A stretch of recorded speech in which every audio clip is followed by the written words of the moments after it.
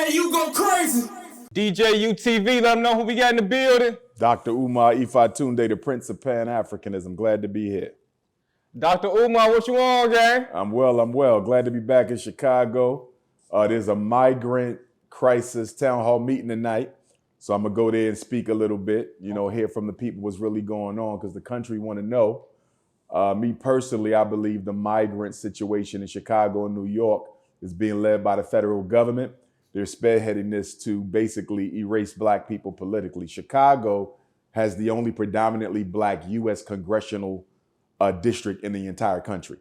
That's why Obama had a lane. Carol Moseley Braun had a lane. Most of your modern black senators, we've only had a handful that came from Chicago because y'all have the only predominantly black U.S. congressional district. So they want to switch that out for Latinos. That's why they're here, to replace us politically. I suspect that at some future point in time, if they're not already doing it, they're going to fast track the migrants in Chicago and New York to full citizenship so they can vote. And I wouldn't be surprised if they'll be eligible to vote in time for next November's presidential election. This is a purge of black by brown, and this is a takeover because Chicago and New York are our two strongest and largest black communities and black consciousness communities.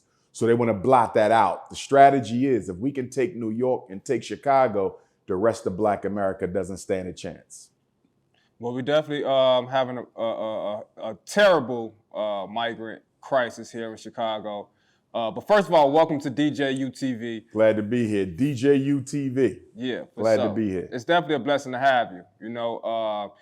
On our channel, we cover a lot of Chicago drill related content. Okay. We like to throw a mix of intelligent conversations in there, from time to time, especially toward the end of the year. Yes, sir. Last year, we attempted to have an intelligent conversation with Charleston White, and he pulled a gun out on us. So this year, we wanted to do something different with yourself.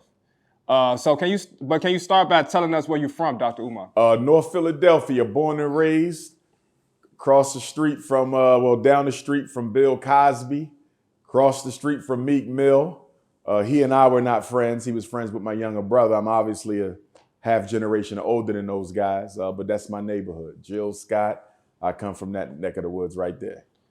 So can you tell us what it was like for you growing up in Philly? Poverty, same thing that y'all probably deal with in Chicago.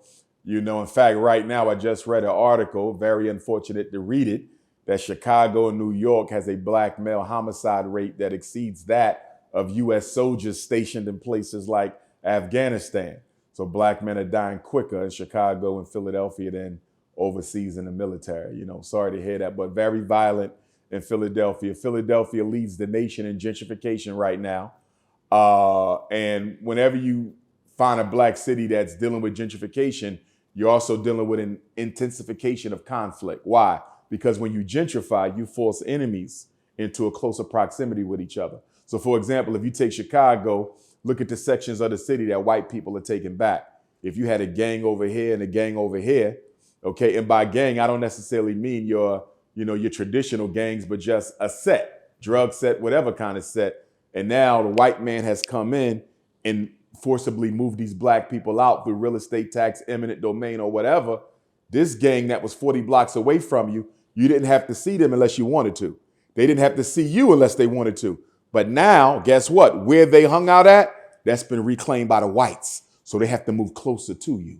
So the reason why you see an intensification in violence in all the cities where there's gentrification is the gentrifiers don't care about community conflict. They don't care about gang zone. And so what's happening is we're being forced to operate in the same neighborhoods. And that's another reason why we see such a drastic spike in crime in Chicago and Philly. Can you tell us when did you first take interest in Pan-Africanism? Yes, sir. 4th grade. My parents divorced when I was in the 3rd or 4th. And where I lived at in North Philadelphia, we was living in Carolina with my father for a while in the military. When we came back to North Philly, I was born in North Philly. We came back to North Philly.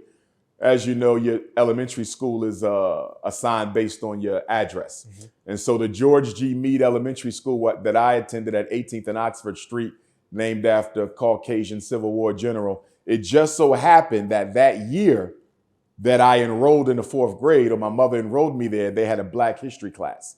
It was not citywide. Philly would be the first city to institute mandatory Black history, but it didn't exist then. It just so happened that that white principal and that Black vice principal somehow, some way gave us a Black history class, 4th and 5th grade. They took it away in the 6th. So for those 2 years, Mrs. Green, who was the Black history teacher, she was my introduction into Black culture, Black consciousness, and public speaking. So there was a Black history public speaking contest, which I entered both grades, 4th and 5th. So 9 and 10 years old, I won first place. I never shut up since. And right around the corner from that elementary school, coincidentally, was the international headquarters of the Universal Negro Improvement Association and African Communities League. So this is the Marcus Garvey movement, the organization that gave us the red, black, and green flag, largest Black organization of all time. Malcolm X come out of there. Elijah Poole, who became Elijah Muhammad, came out of there. Many of your other Black nationalist organizations' leaders were members of the Garvey movement. And ironically, where my mother bought my shoes from, my sneakers, Hollywood sneaker store, no longer stands, was right next door to the Garvey movement. So my entire childhood, my mother was buying my footwear right next door to the Garvey movement, but I never knew it was the Garvey movement because it had no sign. So when I graduated from undergrad, Millersville University, Lancaster County, PA, I get back to North Philly. I'm walking up the street one day because I was a member of the NAACP of Philadelphia. I started the college chapter at Millersville University, and I see Garvey's picture in the window. I see the red, black, and green. So I'm thinking some new people just moved in with some consciousness. Elder Johnny Gossett walks out, rest in peace to him. He's an ancestor now. In fact, all the elders who raised me in the Garvey movement, all but 1 or 2 are ancestors. And he said, can I help you? Because I'm staring at the picture of Garvey. And I said, what's going on in this building? He said, this is the UNIA ACL. Come back at 3 o'clock. We'll teach you all about it. So when Mr. Garvey started the organization back in Jamaica in 1914, the mass meetings were held Sundays at 3 o'clock, and they still are more than 100 years later. So I came to the mass meeting. I was, I want to say 22, 21, 22. This is right after the Million Man March, maybe a year or 2 after the Million Man March. And I went there and I never left. And so here I am. I've been a member for about 25, 26 years. In the Garvey movement, just like Malcolm, just like Elijah Poole, just like Carlos Cooks, just like many other people who came to the Garvey movement, it was the foundation of my public speaking career because my first out-of-city speaking engagements were done on behalf of the UNIA. And so then shortly after that, 2005, we're at the African American Museum in Philadelphia downtown, and myself and Dr. Julius Garvey, he's the younger son of Marcus Garvey. He's a thoracic surgeon in New York.